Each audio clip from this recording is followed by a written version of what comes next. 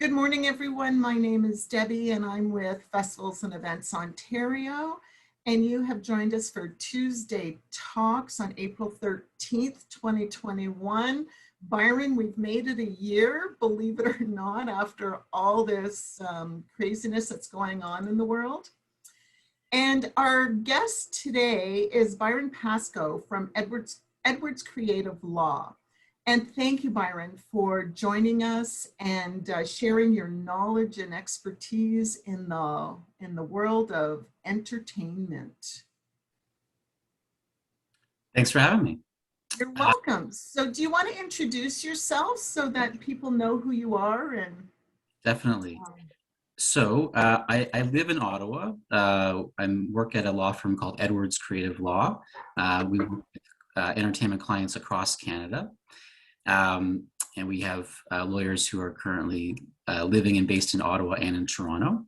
And the law firm generally is an entertainment law firm, meaning we work with clients in the entertainment space, from film and TV to music and other creative areas, for example, gaming.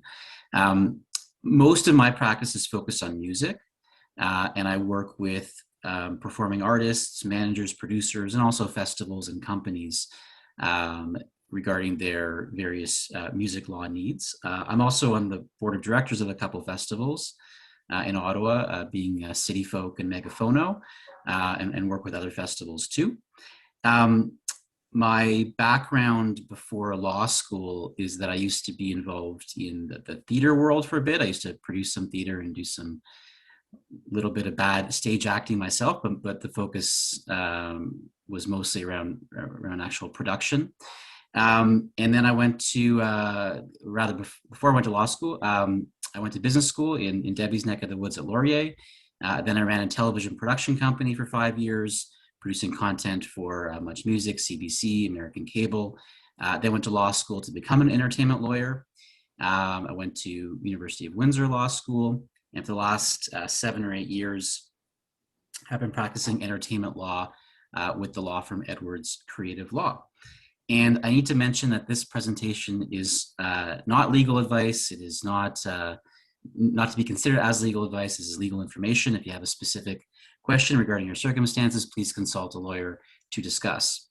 So I have to say that ahead of every presentation or discussion, which this is. And, as Debbie will mention, this is really, the point here is to provide value to the membership, with respect to festivals and events. From a legal perspective, there's a variety of legal considerations with respect to festivals and events. And this conversation, isn't about all of them. This presentation is really mostly about online concerts, music royalties that relate to them, and related contracts with artists, for example, relating to force majeure considerations. There are many other legal considerations regarding festivals and events, from people that you're hiring to insurance related matters, dealing with general liability of the public at large. And really, this presentation isn't about those things.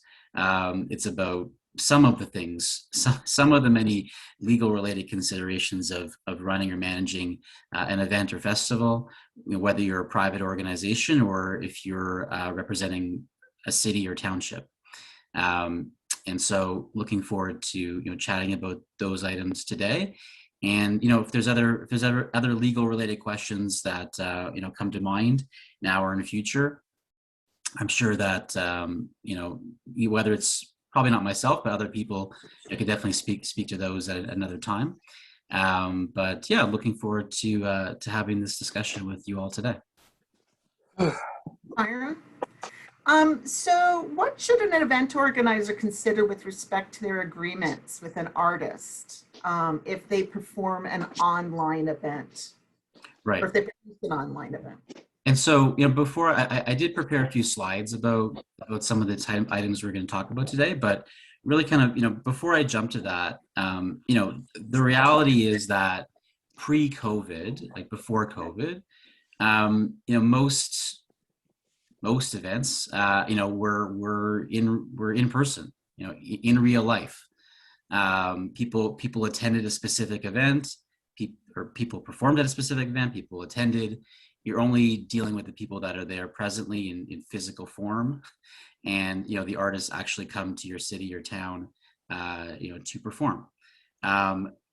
Because of COVID, we've been somewhat forced, and sometimes not even able to, do an online concert whereby part of the festival or conference experience is having a performer or performers perform.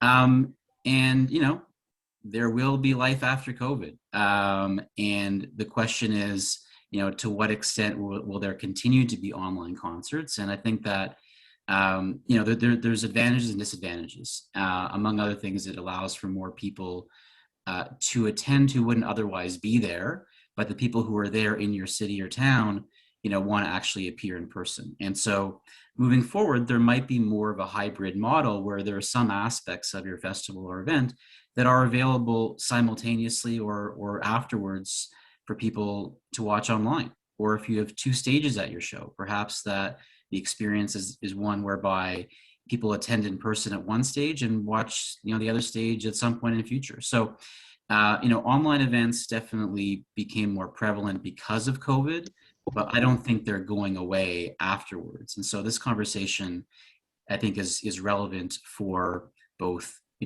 during a pandemic and following one. And so, with that said, I'm going to jump over to some slides. We're going to kind of go back and forth. And Right. These slides are going to be available to people afterwards. You don't have to take notes. Debbie will send them around to everybody afterwards. So you don't have to worry about, writing down everything that you see. So I'm just going to share the slide. And Debbie, if you could just give me a thumbs up that you see it. Okay, great. So, this is a topic that we came up with, legal considerations for online concerts. And the next couple of slides that I have here are about key online concert agreement terms. So the context is that there's an agreement between the presenter, whether it's the city or a private organization, with the artist. And the artist is either, individual or group or what have you. And these are some of the questions that may come up to be answered in that agreement between you, the presenter, and the artist. And as we kind of get into it, some of these things are normal or relevant in the a in-person only concert, but many of them are specific just to a hybrid or online only performance. So, what are the key show details? Namely, when is it happening? Who's performing? What are they doing for how long? That kind of stuff that's in a normal agreement. Is it online or hybrid? So is this event only online, or is it going to be available to people to attend in person and online? Regarding the revenue formula, is there still, with this online element, going to be a guarantee for the artist, or is it going to be a share, some sort of revenue share component? Generally speaking, there's less money available likely for this event, in part perhaps because of sponsorship, who are more interested to fund or put money in if it's kind of your regular events. So there may just be less money to go around, and that needs to be reflected in the revenue formula and how people are paid. Is it public or private? So is the event going to be for anybody who buys a ticket or anybody who attends? Or is it specific, for example, are you as a presenter putting on a private concert for, let's say, a private, or, for a company for their employees, for example? So in most cases here, it's public, but there is the potential for it to be, for some or all of it to be private. Is it going to live online, is it going to be live only, or stay online afterwards? And that's a really important question for everybody involved to know. Is it a one-time deal where you can watch it as a fan, as a consumer, or is it going to be available online afterwards? And if it stays online afterwards, who can access it? How long is it staying online for? From an artist perspective, they likely prefer that it not stay online too long because they want to give some exclusivity to other events. But for you, in terms of the experience that you're providing to your attendees, the longer the concert is available, likely correlates to more value for them if they can't attend, at the one time of the event. Is it recorded live or pre-recorded, also called fake live? So is it actually recorded live when an audience sees it? If there's a concert on Saturday at 8 p.m., is the band or artist actually performing at that time? Or are they performing in advance and it only goes online at Saturday at 8 o'clock? So that's something to figure out. Clearly, there's less potential for technical issues if it's pre-recorded, but also there's the added experience of this actually being live. How is it going to be watched? Is it going to be on your website of your festival or event or city, or is it going to be on a specific platform like YouTube or Facebook or Instagram or one of the other Canadian companies like Side Door Access, etc.? Territory, will it be available for anybody in the world to watch, or perhaps only people in Canada? It's a bit more difficult to geofence it to a city. Maybe I don't know if that's impossible, but either way, is anyone able to watch it, or is it going to be restricted on, based on where the person is when they're watching? Is there a radius clause? So radius clauses may come up, generally in kind of the in real life scenarios, whereby you don't want the artist to have another concert, the same day, the same week before, or the week before, or the week after.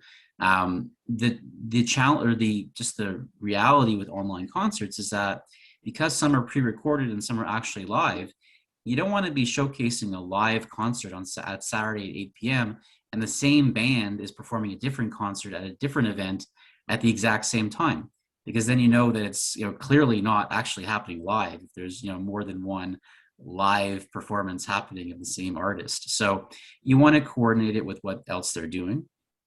And the higher the profile of the artist, the more likely there are more things that they're doing and more to coordinate.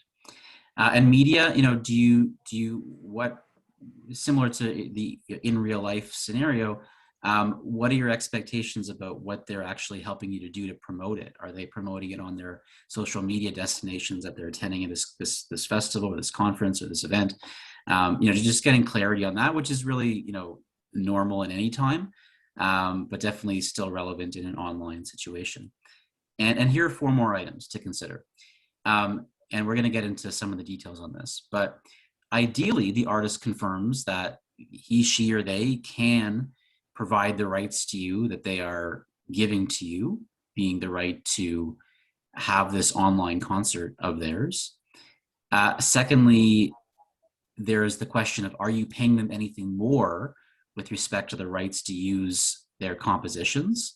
And we're going to get into that, but perhaps you're not paying them any more for the right to use the compositions than you otherwise are paying them, as their overall fee. And thirdly, ideally, because they're confirming that they have the rights to give you, preferably they're indemnifying you to say that, we're going to cover you for any losses if, for example, we don't have the actual rights to give to you to do this event. And again, we're going to get into what I'm actually talking about, but the concept of indemnity is relevant and common for all of you in all circumstances of who is covering who in case of some certain things happening, and that's relevant here too. And use includes social media promo, right? So in addition to the actual concert happening at a certain time, preferably you also have the right to showcase certain clips or other content in advance as part of what you are getting from the artist. So Debbie, or anyone else, what are some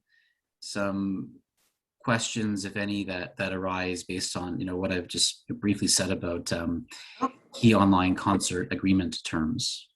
Michael is asking, what are the licensing issues with a tribute act band performing music with a certain artist or artists? Okay, so we're going to get into kind of the next topic for discussion is about licensing and royalties of compositions. So I'll definitely make note of the tribute context, and really what we're getting at is really any cover song. If the performer that you're engaging did not write the song that he, she, or they are performing, then someone else did. And the question is, well, how do we get the rights to perform a song that someone else wrote? So we'll definitely get into that. I have a question. How do you track all this? Well, how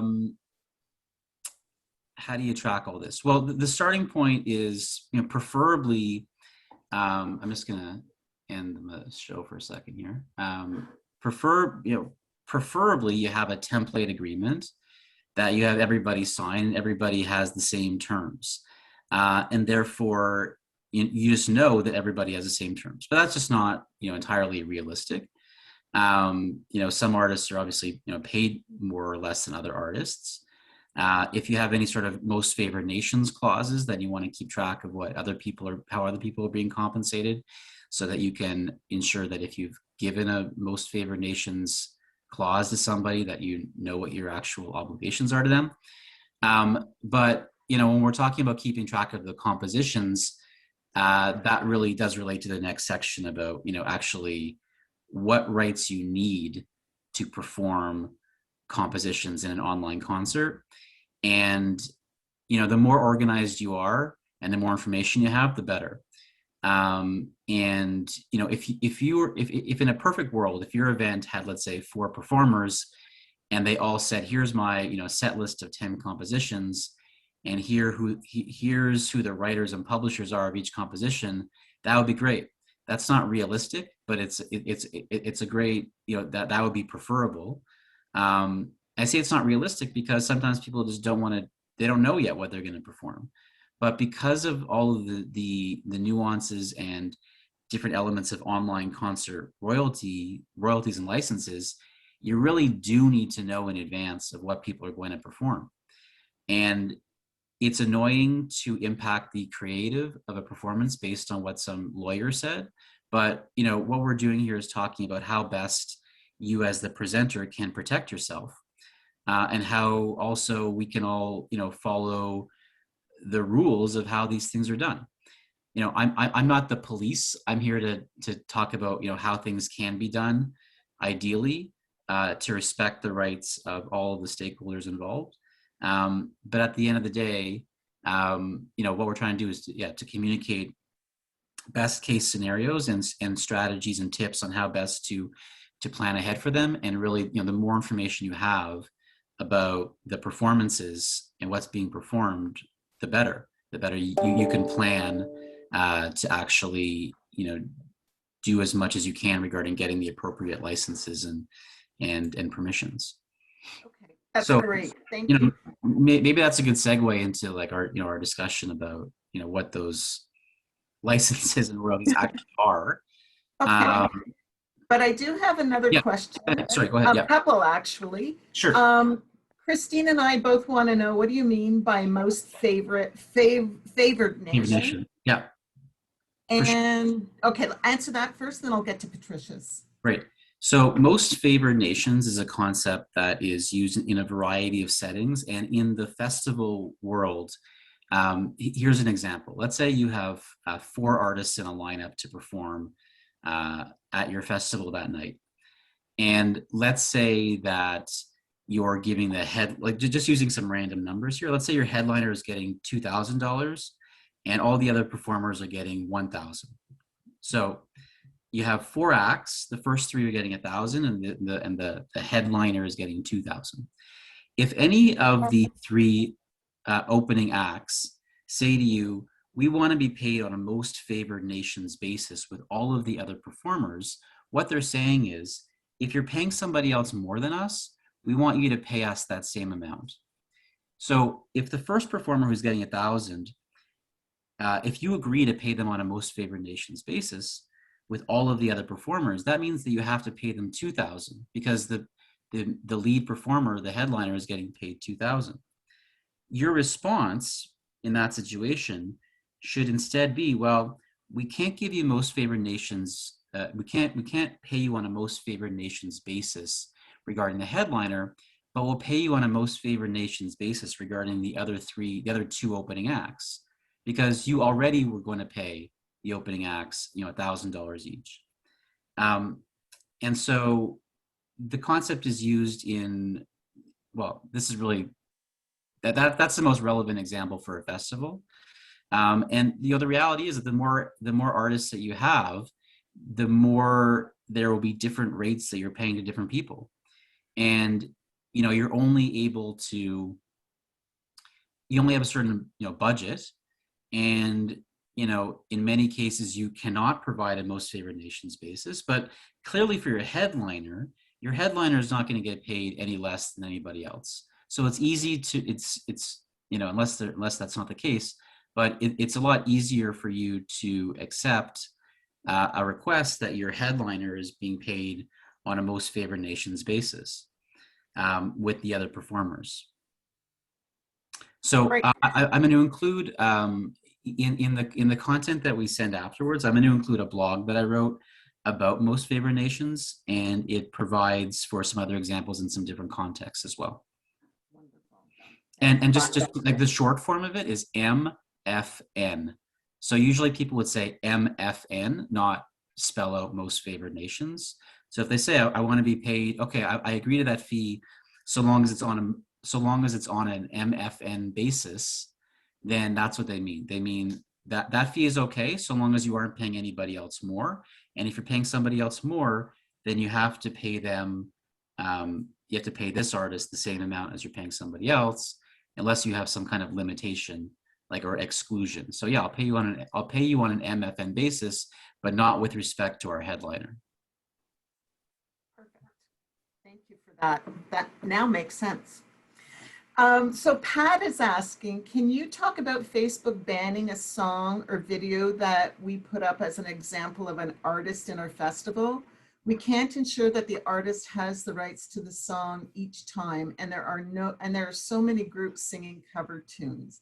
And a follow-up to that question, we often feature emerging or university groups, and they almost always sing cover tunes online. Yeah. So, I mean, this kind of does relate to the next section, whereby the best case scenario is that the only thing you're using online is original work and not cover songs. But even if it's original, and even if you have all the rights you need to use the recording, there may still be a takedown from Facebook or any other platform because of their background algorithms. And there's the least likelihood of having something being taken down if it's an original song that they wrote, as opposed to it being a cover song that somebody else wrote. But I think to help answer that question, or at least to kind of speak to it generally, is the next section that we're talking about regarding online licenses and permissions. So should we bring that up? Yeah, so I'm going to bring back our slides, and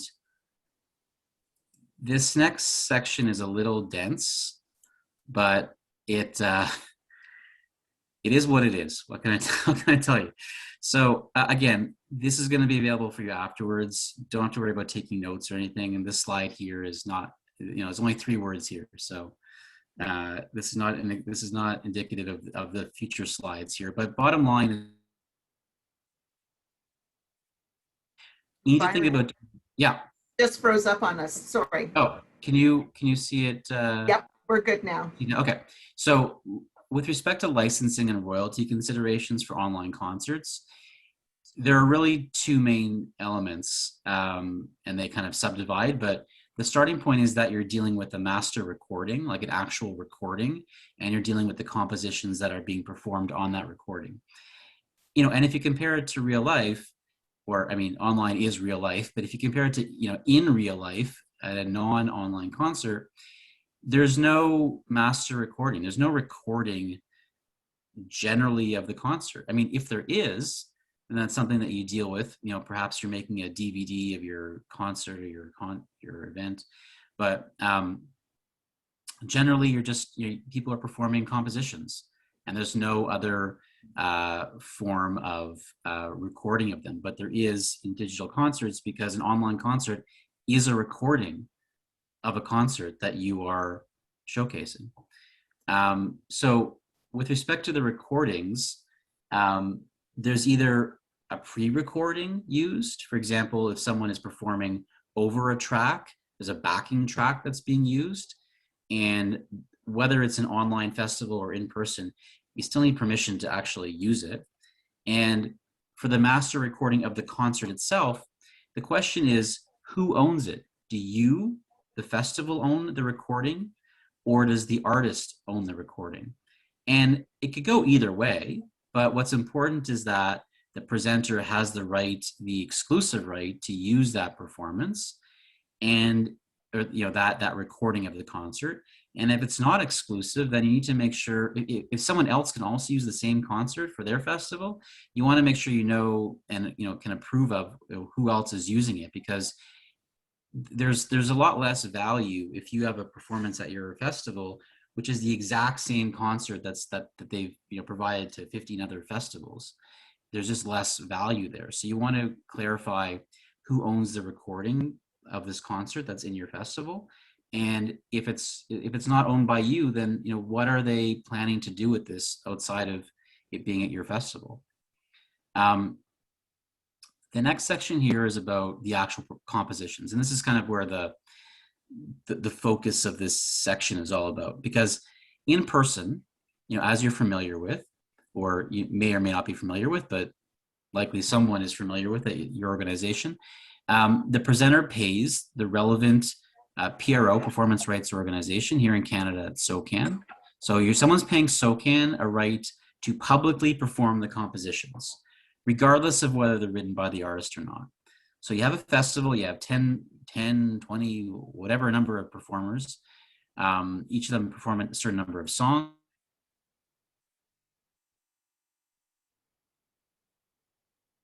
Byron, you've just cut out on us again. Attributed to the writers and publishers of the compositions that are being, being performed. In an online concert, it's the same thing plus two other things. So there is the SOCAN element, the public performance of the composition, but there's also two other elements. So as you see here in the chart, the presenter needs the following licenses. A license to publicly perform the compositions. That's SOCAN. That's the same as in, you know, in real life, so to speak. And the other two. So the first is a mechanical reproduction license for both the initial online performances and all future further online uses. So the right, we'll get into what all these all mean, but it's a mechanical license. And the third is a synchronization license. So in person, public performance. Online, public performance, mechanical, synchronization. 3 online, 1 in person. And we're going to get into what, you know, what each of these 3 actually mean. And so with SOCAN, this is kind of the, you know, perhaps the easiest one to think about, because you're generally used to paying SOCAN, you know, or not, but, you know, perhaps you do need to pay SOCAN with respect to your event or festival. And with so same thing. I mean, this is kind of what I was just talking about, that SOCAN, you pay SOCAN pays the writers and publishers. If it's a hybrid concert, you do that as well. If it's online only, you do that as well. And this is only with respect to people in Canada. This doesn't cover you with respect to people watching your festival from outside Canada. So every time I do a presentation like this, I say, hey, SOCAN, is it still the same as what you told me last time? And they say, yes, but, you know, it might change, but for now, this is what it is with SOCAN. And so in person, generally speaking, there's a 3% of gross fee paid to SOCAN. If there's no admission charge, and if there is no admission charge, then it's 3% of what is paid to the performers. It's very similar online. It's 2.99% instead of 3%. I don't know why there's that difference, but there is. And in both cases, there's a minimum fee to SOCAN of $35. You pay them afterwards. You submit the set list. So very similar to in-person concerts. I'm going to jump past that slide for now. But these are the questions that SOCAN asks you. There's a form you fill out. It is very similar to in-person. I'm just kind of running through the slides here, but the point is that they try to make it as similar as possible to the normal non-online SOCAN experience. So, back to our kind of original list here of types of considerations for online festival performances. You have the license to publicly perform the composition. That was the SOCAN we just talked about. And the next two are mechanical and synchronization. So SOCAN, mechanical, synchronization. Say it 10 times fast. So now we're jumping to mechanical. So mechanical is the right to reproduce the composition, both for live concerts and views afterwards. And similar to SOCAN, I messaged my contact at Cmrra yesterday, and I said, hey, I'm doing a presentation tomorrow. Has anything changed yet? And the response is always, not yet, or, well, no. So this is how it is today, and that's why I put as of April 13th, 2021. I don't think it's going to change tomorrow, but this will change in future. And, I can't really speak to how it will change, but this is how it is for now. So Cmrra is the Canadian Musical Reproduction Rights Agency. And I have their little logo there at the bottom, so I can always remember the name of their acronym. And what they do is they provide the right for compositions to be continually played in what's referred to as a post-synchronization use. Generally speaking, this is the right to copy the composition in your concert. And if you think about it a little technically, like you are copying the composition when there's a version of the concert being viewed on screens, whether phones or computers or whatever, by your audience. And that's what this is all about. Now, the difference between SOCAN and Cmrra, or the difference between public performance licenses and mechanical licenses, is that Cmrra, you can't just go to Cmrra as an individual festival and buy a mechanical license. They only provide licenses to platforms currently. So they provide a license to Facebook, which owns Instagram, and also to YouTube. So again, Cmrra provides the right to certain platforms to mechanically reproduce compositions. And if you don't have your concert on one of those platforms, then you have to get the rights from the relevant individuals directly, and you can't use Cmrra.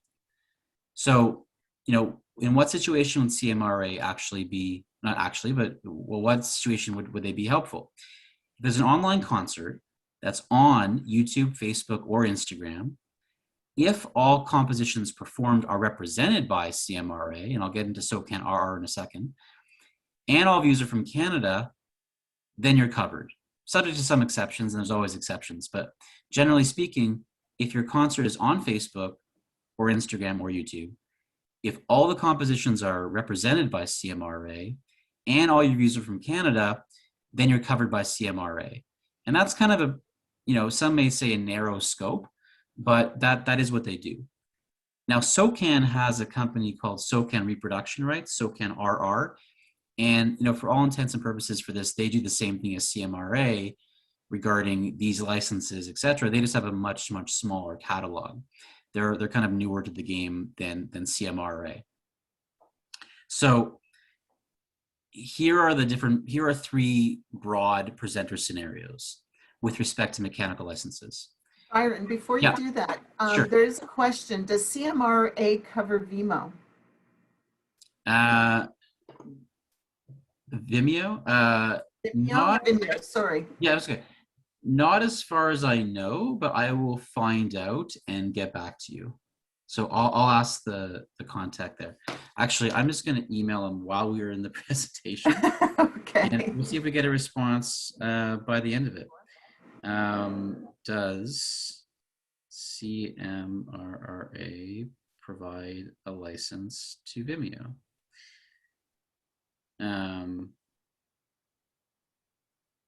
Okay, see if he responds by the end of the hour.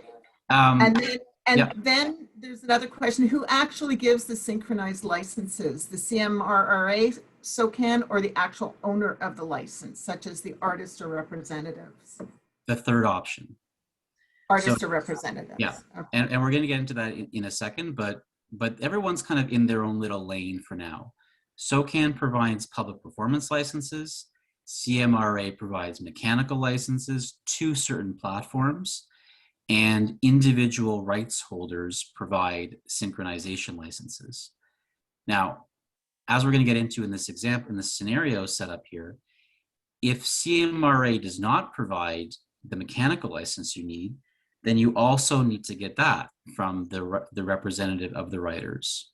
So, and if someone isn't signed up with SOCAN, although you kind of assume that all your performers are signed up with SOCAN and all their compositions that are being performed are registered with SOCAN, you know, you don't want to make an assumption about anything, but if you were gonna make an assumption about anything, you know, that's a pretty good starting point. But you can also, you know, clarify that with the performers that their compositions are registered with SOCAN. But so, you know, here I've outlined 3 different scenarios.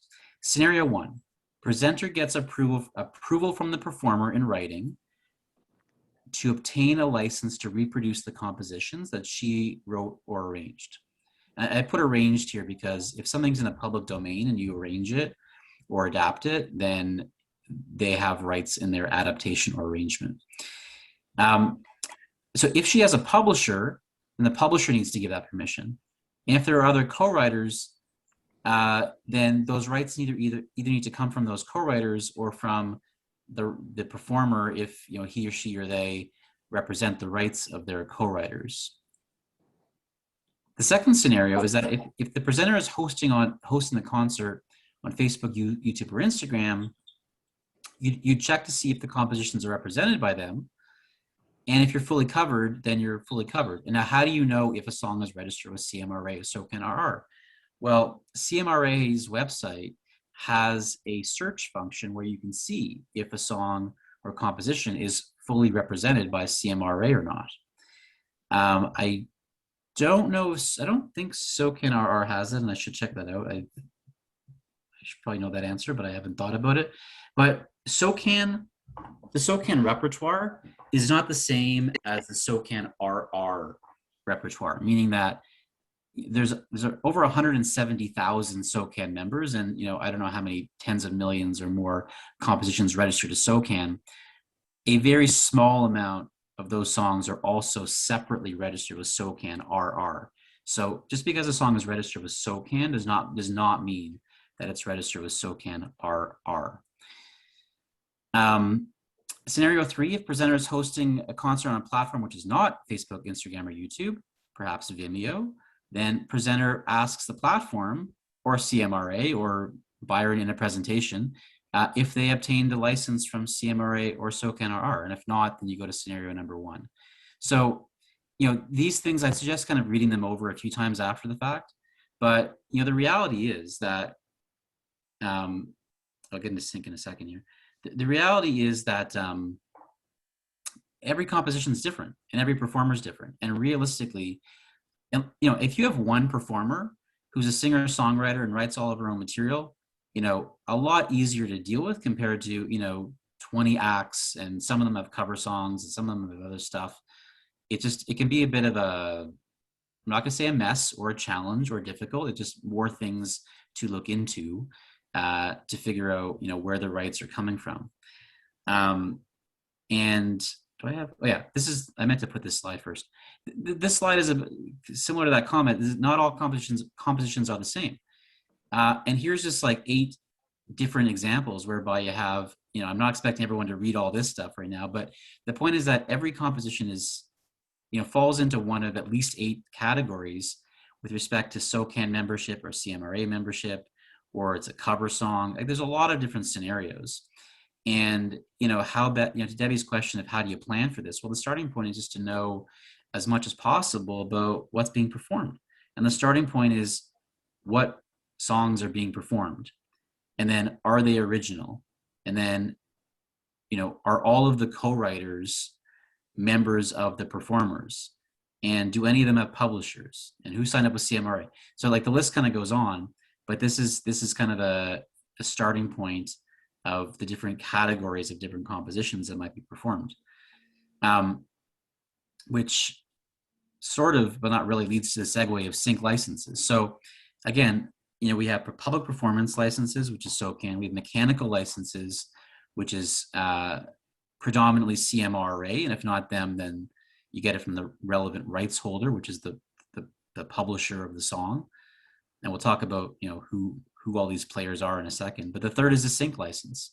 And so taking a step back, whenever you see a song in a movie or a TV show or a game or an ad, a television ad, the rights needed to come from two things. They needed to get the right to use their actual recording, and they needed the right to use the composition. And the right to use the composition is called a synchronization license. And it's the same for online concerts. If there's a song which is being used in an online video concert, you need the right to put the song into the concert. And that right is called the synchronization license, and it's granted by the publisher of the composition or the writer of the composition if he or she or they don't have a publisher. If Debbie and I wrote a song, and we're not, I don't know if you are a songwriter, but I'm not, although I am a member of SOCAN because everybody should be. If we wrote a song and we didn't have any publishers, we are self-published writers until we grant rights to anybody else. So if anybody wants to use any part of the composition, or if Kyle was performing a song that Debbie and I wrote, and Rosemary was putting on the concert, then Rosemary would say to Kyle, who wrote that song? Kyle would say Debbie and Byron, and then Rosemary would need to get the permission from Debbie and Byron to have the song be synchronized in this concert. And Rosemary would also seek the right for her to mechanically reproduce the song. And Rosemary would say, is the song registered with SOCAN? And we'd say, hopefully, yes. So, those are the types of questions to ask. And I'm going to get into that. There's a lot of summaries in this discussion, but really, it's about finding out who wrote the songs that are being performed. And then, what's the deal with that composition? Is it one writer? Is it five? Is there one publisher? Is there two? Or there are, more than two? And is it registered with Cmrra, and is it registered with SOCAN? The last comment on sync licenses here is that you preferably want to have the right to use the song anywhere, as opposed to just, in Canada, because, if it's on Facebook or if it's on YouTube, you're going to want to have the right to actually have it be viewed by anybody anywhere in the world, and not just limited to Canada or, your neck of the woods. And kind of the challenge with Facebook, as someone brought up recently, is that they don't know that I got the license that Rosemary got the license from Debbie and Byron to have the song. And so you may have the paperwork set up, you may have an agreement, over email or some, template that was prepared for you that was signed, but Facebook doesn't know that. And so you kind of have to, after the fact, prove to them that you have it, which is a really big, annoying challenge, that the system isn't set up well enough to, in advance, tell Facebook about it. But we're kind of dealing with the tech that exists today, and that's, there are ways to reduce your risk, and one of the ways to reduce the risk is that the person performing isn't performing some major composition that's very well known and has some big publishers attached to it. Preferably, it's an original song that isn't going to be caught up by the algorithms at Facebook from a publisher who wants to stop people from using, or at least monetize, other people's uses of their compositions. So I already talked about that already. So okay, so here's kind of the conclusion regarding these rights that I talked about. So a festival can have an agreement with the artists to confirm that the artist grants the festival or event the following with respect to all compositions that are being performed at the concert. Number one, a synchronization license to synchronize the compositions with the concert recording. That's the sync rights we talked about. Number two, a mechanical reproduction rights license, if this is not already taken care of by way of Cmrra or Cmrra. And thirdly, the public performance license, if it's not already taken care of by SOCAN. So there always needs to be at least some level of permission, because there's always a synchronization license to get. And currently, I say currently, but currently, as of April 13th, 2021 at 11:30 Eastern or 11:45 Eastern, this is not something that you can go to some collective association to get a synchronization license from. You need to get it from the writers or their representatives. And if the writer has a publisher, you get it from the publisher. If the writer doesn't have a publisher, you get it from the writer. How do you find that out? You go back to your SOCAN reproduction or SOCAN repertoire website, which has a listing of, many songs. And you can see, you put the name of the song in there, you put the name of the composition in, put the name of the performer, or just kind of narrow down the search field so you see, what the song, or what information is attached to the song, and it will list the writers and publishers of the song. And if there's a publisher listed there, then you know the first person to contact is the publisher. And that's not exactly an easy task. Like, I'm currently working for some clients on getting the rights, this specific right. I have a client who has a concert, they want to perform a song, it's written by somebody else, and I'm in touch with the publisher to get the rights. And they have this form, and it's like a whole big thing.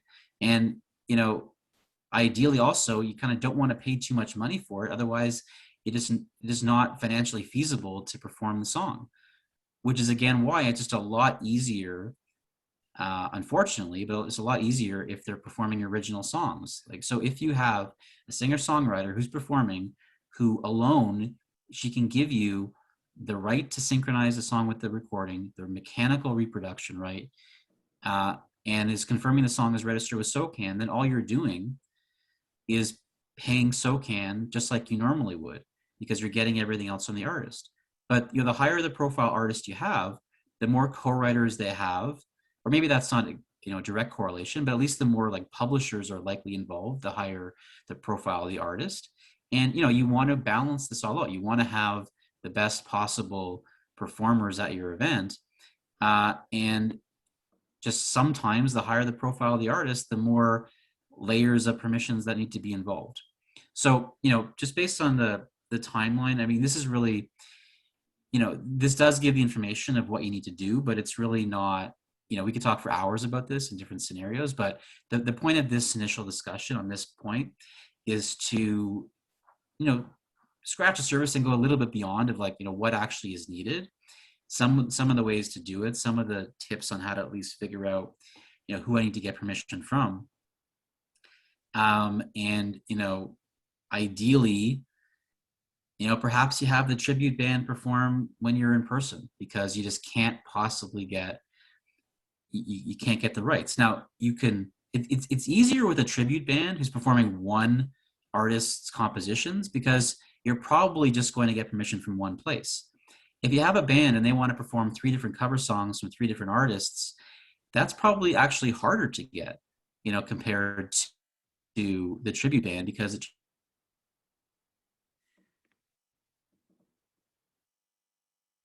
Byron, are you there?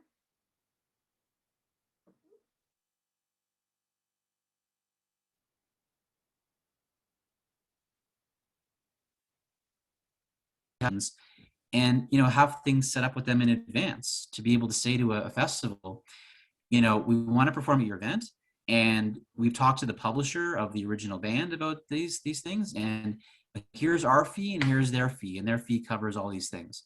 So if I were a tribute band manager, which I'm not, obviously, I would I would talk to the publisher about this stuff, but more likely than not, you're like, the situation really probably isn't a tribute band, likely more it's like someone who's performing their own material, and they also throw in a few cover songs, and that's very common. Just, it adds a huge, not headache, but extra set of steps to deal with. Anyway, I've kind of made my point on that. So Byron, I think we event planners now have to become entertainment lawyers just to figure all this out. Will you be providing any templates for the agreements? Um, You have templates in here, or can they be found online at SoCan or? yeah, I mean, not really. But you know, the wording. So you know, I'm. This is not legal advice. It's legal information. This is the kind of thing that you, as an event, um, as a promoter, these are the kinds of things to incorporate into your agreement. I mean, to become, yeah, I mean, this is the kind of thing that an entertainment lawyer would help a presenter to do, to say, okay, well, what's your normal agreement with artists? um, the entertainment lawyer can help to review it and incorporate these elements into it. um, you know, or you kind of do it yourself. And you know, there's pros and cons with the DIY approach. But you know, what I'm getting at here in the presentation, which you'll have, and in, you know, in the related blogs that I wrote that are on the website, edwardslaw.ca, there's 2 blogs about this topic. You know, the elements there, the elements are there, but really, you know, the role of someone, you know, like me or other music lawyers is to work with a festival to help to ensure that they're, you know, meeting their needs here with respect to their original template with their artist. Right. So, you know, that's kind of what I'm saying. There is another question, but I think you did answer it, but I'm going to ask it anyways. Michael Sure. is saying, is a sync license still required if you're doing a live concert with no recording or No, replay? Okay. no. Yeah. The above Uh, is related to online only, right? this is online Live, only. live? Whenever there's a video recording of anything and you're putting Okay. music into it, whether it's, you know, a video of a plastic bag flying around, or if it's a video of an online of a concert, it's music in what they call moving picture. So you're taking a song and is that recording, and you need the right to use the composition. If you want, so if you had a band performing at a festival and they wanted, you know, to play like a very famous song, then you need the right to use the actual composition. If you wanted to put that famous song and the original recording of it into a television ad, you need the right to use the composition and also the recording.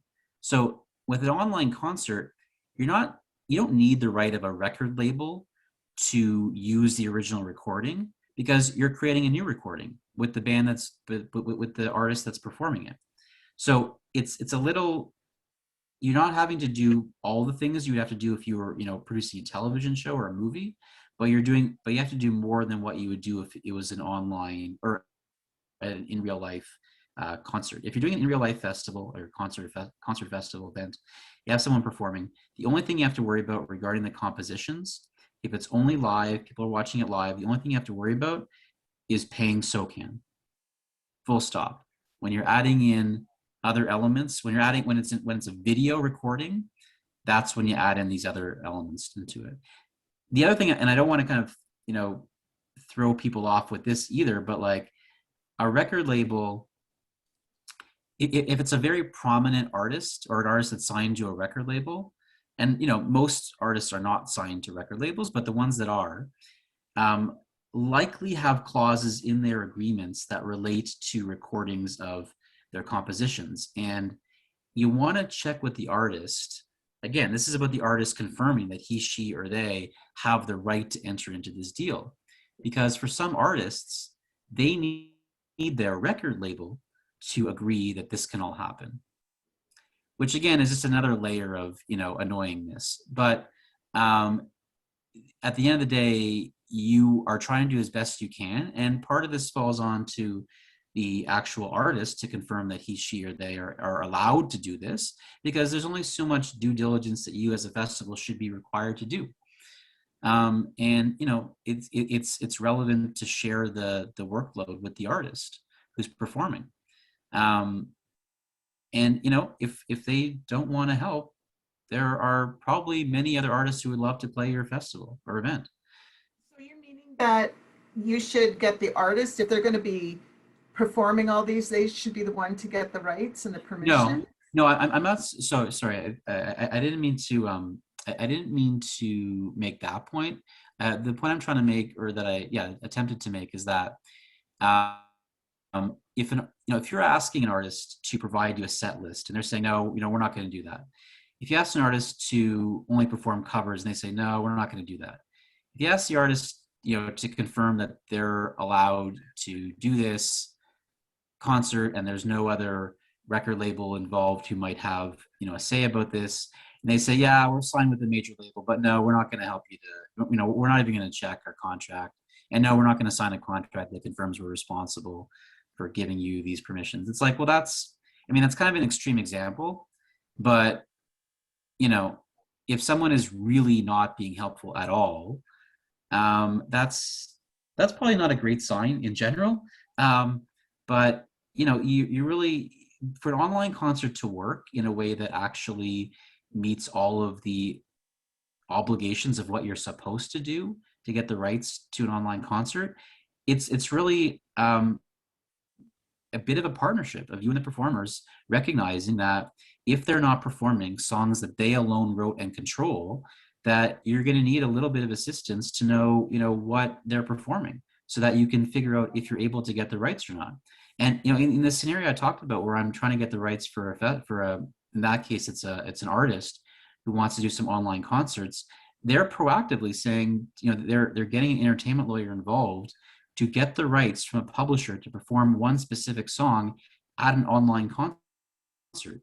And like that's what you as a festival want. You want to make sure that, ideally, and that's maybe not a very common scenario, but like ideally you and the artist or their team recognize that if there is a cover song being performed, or if their repertoire is, co-written by somebody else, that they're going to at least be, transparent about what they're performing, and ideally helpful in helping to ensure that, they have, that all of the rights are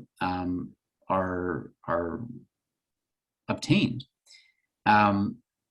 So that's kind of what I'm getting at, and that this is not something that is really, that this is not something that really should only be within the context of what you as the festival are doing.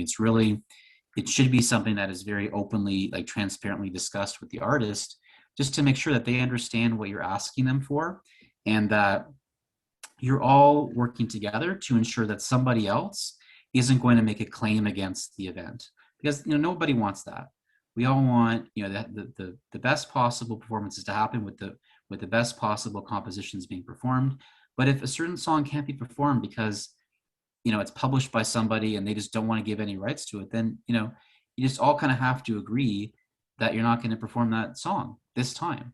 And yeah, it's annoying, but it's just kind of part of the process. And again, I'm not the police here on behalf of the publishers or SOCAN or CMRA, but I am trying to outline, what are the considerations to keep in mind in order to reduce your risk, to reduce the likelihood of somebody later on saying, you infringed my copyright by putting on an online concert featuring a song that I co-wrote and I never gave permission for this to happen. Like, that's what we want to avoid. And we're in a weird time now, like today being like April 2021. Someone may watch this later on, but in April 2021, we're kind of in the midst of this, and we're still trying to figure things out, and the societies are trying to evolve with the times, and everybody's always behind anyway. And you throw in a pandemic, it's all a bit of a mess in Wild West. But especially if you're a city, a municipality, and the last thing you want is an article in the local news saying municipality does not respect artists' rights, right? So it's like, some of the people on this call represent organizations that have a little bit more on the line regarding what they, about following rules. And so, there's, every situation is unique, but especially if you're representing a municipality and you're putting on a concert, you want to make sure that you're not, from my perspective, do whatever you want. But I think that there's a little bit more on the line if you are an actual, city council or just a city in general, not wanting to, do something that is for which you didn't have the rights to do. Michael had asked a question, and I think you did answer it. So, okay, that's only for original recording artists, correct? But there was a lot covered there. So, Yeah. Mike, go ahead. Well, the original recording artists. So, I mean, yeah, if you're performing a so you mean like, what about a cover band or? He says original recording artists. Yeah, well, yeah, so you're able to get the rights from the performer if the performer wrote all of the songs that they're performing. They're the original, like they are the original artist who wrote the song. And yeah, so I think if I understand the question correctly, then that's what we're referring to. But you know, the point about the tribute band or the cover songs, you just need to, if you want to include them, then you need to get the rights. You need to get the permission to do so. Okay. In your payment to SOCAN, you're not paying them any more or any less if the writers and publishers are the band or not. You're giving them a set list of what was performed, and you're paying the fee based on the amount of money that was either paid by the audience. And if there was no money paid by the audience, if it's a free event, then you're paying the SOCAN a fee based on what you paid the artist. And there is a minimum fee of $35 to SOCAN. So, you know, again, like that topic, there's many nuances and, you know, situations, and, you know, I'm hopeful that, you know, what we discussed so far is a good starting point to think about these things. And, you know, if anyone has further questions on it or concerns, you know, we can chat, you know, directly about it. And in the materials that Debbie provides, it will include also a couple of blogs that I wrote about this topic in particular. And also at the end of the slides is an email to SOCAN and an email to CMRA, who are these are the email addresses to contact at these organizations to specifically get more information about how those organizations deal with online concert royalties and licenses. And did you get an email answer? I did. So CMRA responded that, and I can't say who, either way, CMRA, my contact at CMRA said that no, not at this time, not at this point in time, is there a CMRRA license to Vimeo. So that's the answer to that question. Okay. So, yeah, go ahead. Much. We have run out of time.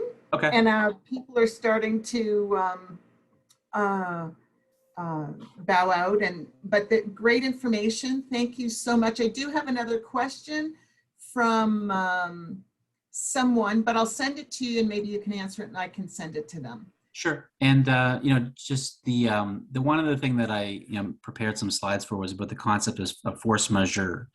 And that's kind of a really important context. Now, you know, the slides that we send out to people will have the slides on force majeure. But, you know, the bottom line is that we're in the middle of a pandemic, maybe near the end, hopefully. But, you know, you may be setting up, you know, concerts for the fall or even the winter 2021. And, you know, the numbers may get a lot worse than they are. And maybe something happens with vaccine production or whatever, who knows? And so, you know, you want to, and in future, there may be another pandemic, right? Hopefully not. Let's hope not.